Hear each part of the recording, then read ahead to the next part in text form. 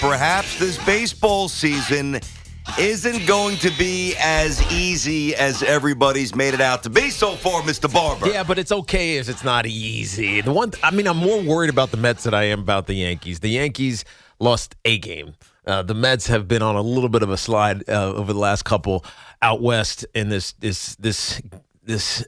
three-team West Coast trip that we knew was important, even if just perceptually. Like they can rebound from losing, 3 or 4 games, but just perceptually it was important for them. But the bigger issue is Chris Bassett does not look good, and it's mostly just been against the Western teams out there. He hasn't pitched well against, but for us to have thought that they would cruise and always cruise, we're getting a little bit of a wake-up here. And I think that's maybe the most important thing that could happen, not just for Mets fans, to come back to reality a little bit, but for this Mets team. Like, we've talked about how good they grind and how well they grind and how resilient they are and how they can push through any kind of adversity. Well, sometimes you need to be humbled. And this trip, in some ways, has been humbling for the Mets, and that's the best thing that could happen for them as they try to change the narrative about them. I don't know if why is it the best thing that can happen to them? It's better to be humbled now than be humbled. Well, how about you never get humbled? How about you raise the trophy and you say humble this, like the Iron Sheik, I humble you. What happened to the Yankees? Is the Iron Sheik still tweeting that stuff out, by the way?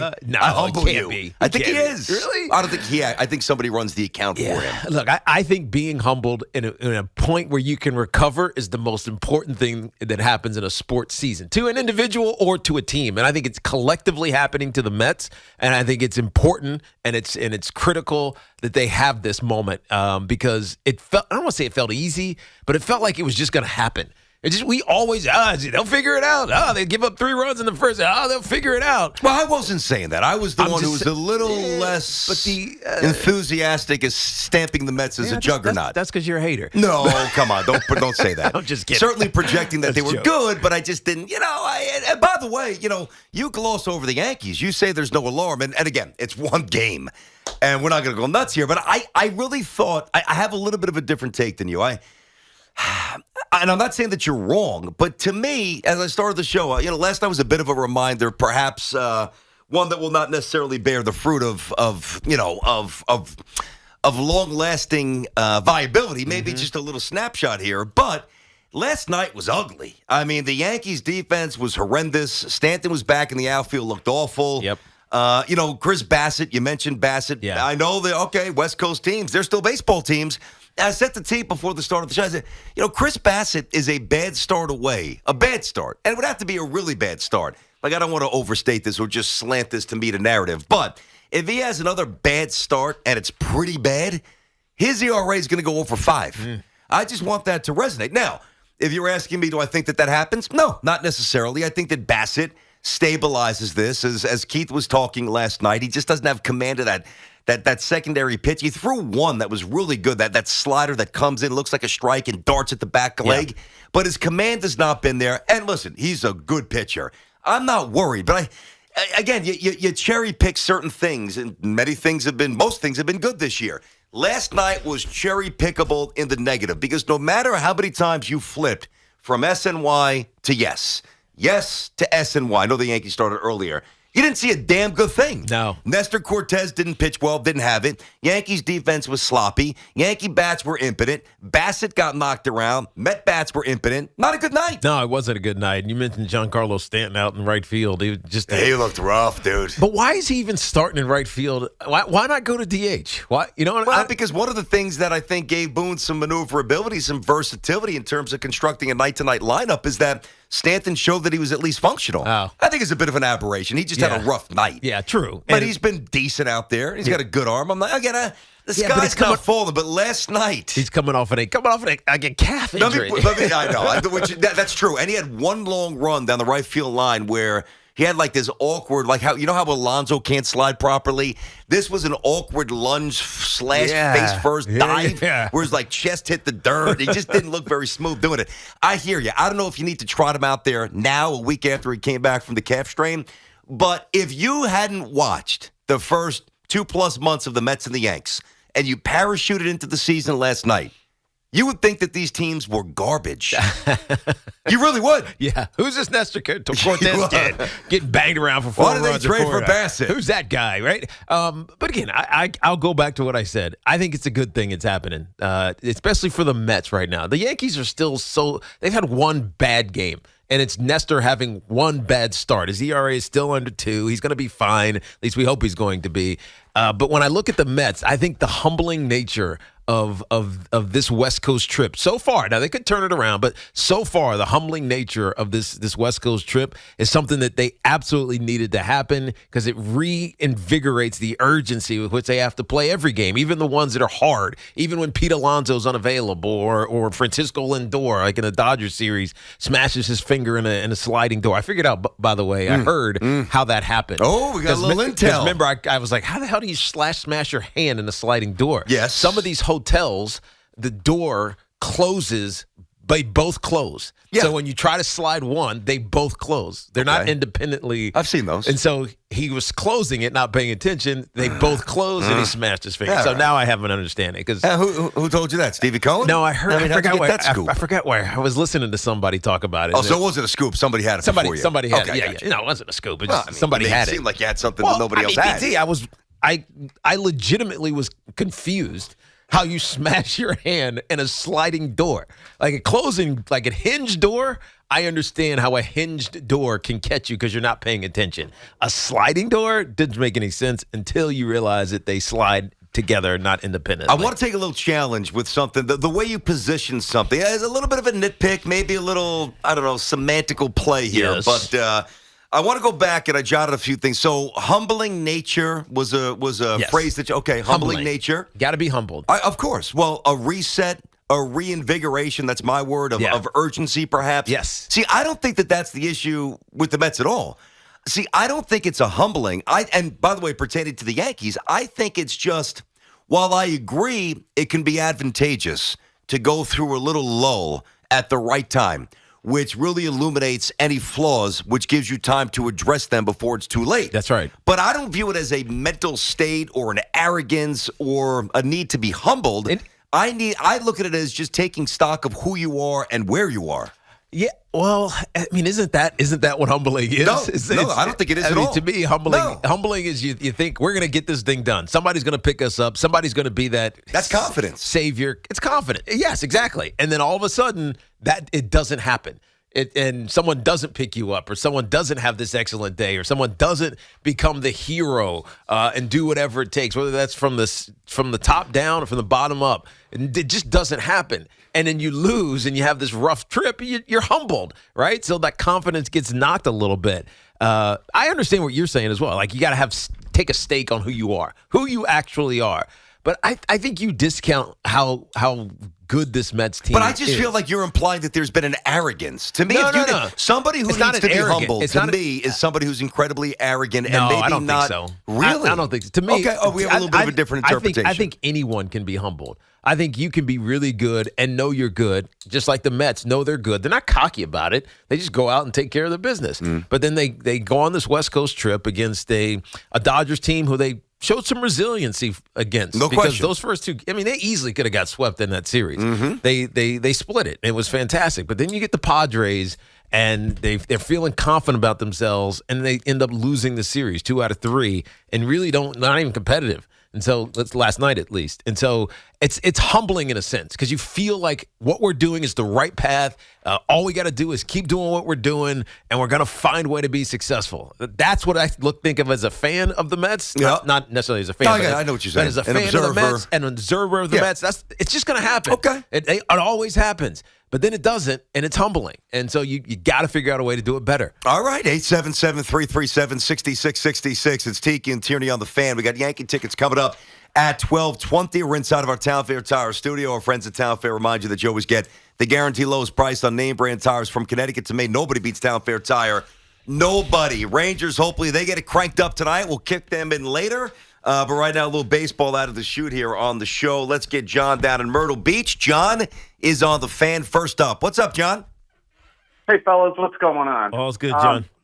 All good. You know, I was listening to what you were just saying about the humbling and all. Yep. And, Coming from Connecticut, I was a UConn. Yeah, I'm still a UConn Husky fan for basketball, for Nice. college hoops, and I always remembered.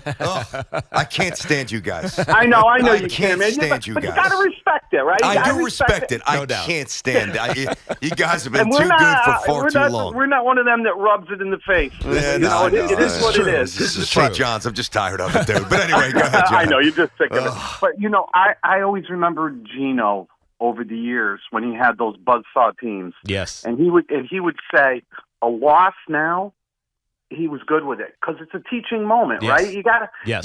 You can't teach when the team is just like the Yankees right now.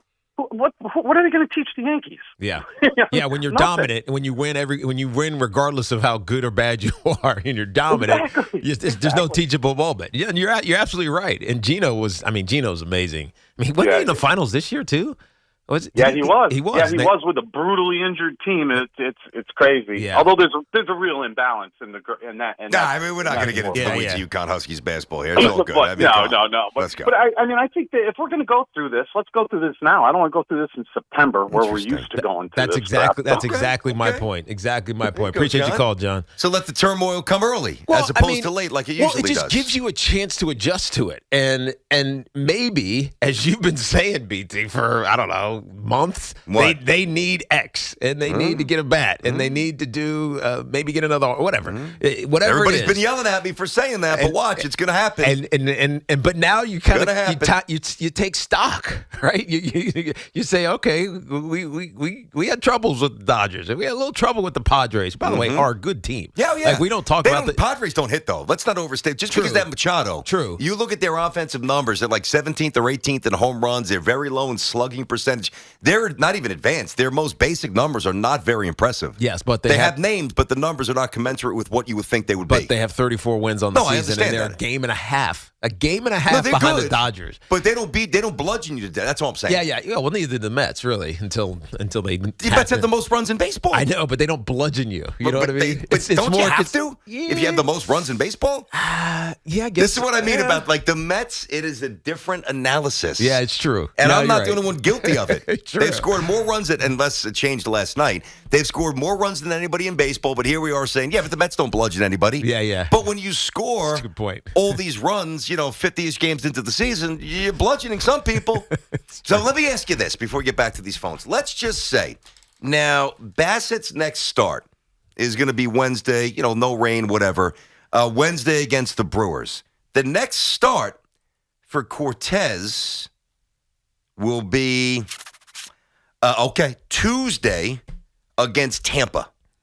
It's a big game, right? Yeah. Both teams are good. You don't want to overreact, obviously, to Cortez. One hiccup. And again, the defense betrayed him. And Bassett, he's been on a rocky road the last 5 or 6 starts, whatever. But what if both of these guys deliver an underwhelming performance again? Yeah. Now, because the track record here is not that long, I think some people are going to get a little nervous. You're right, but not yet. No. Not yet. We're measured today. Mike is on the Upper East Side. He's here in Manhattan. He's on the fan, Tiki and Tierney. Mike, what's cooking, Mikey? Hey, guys. What's happening?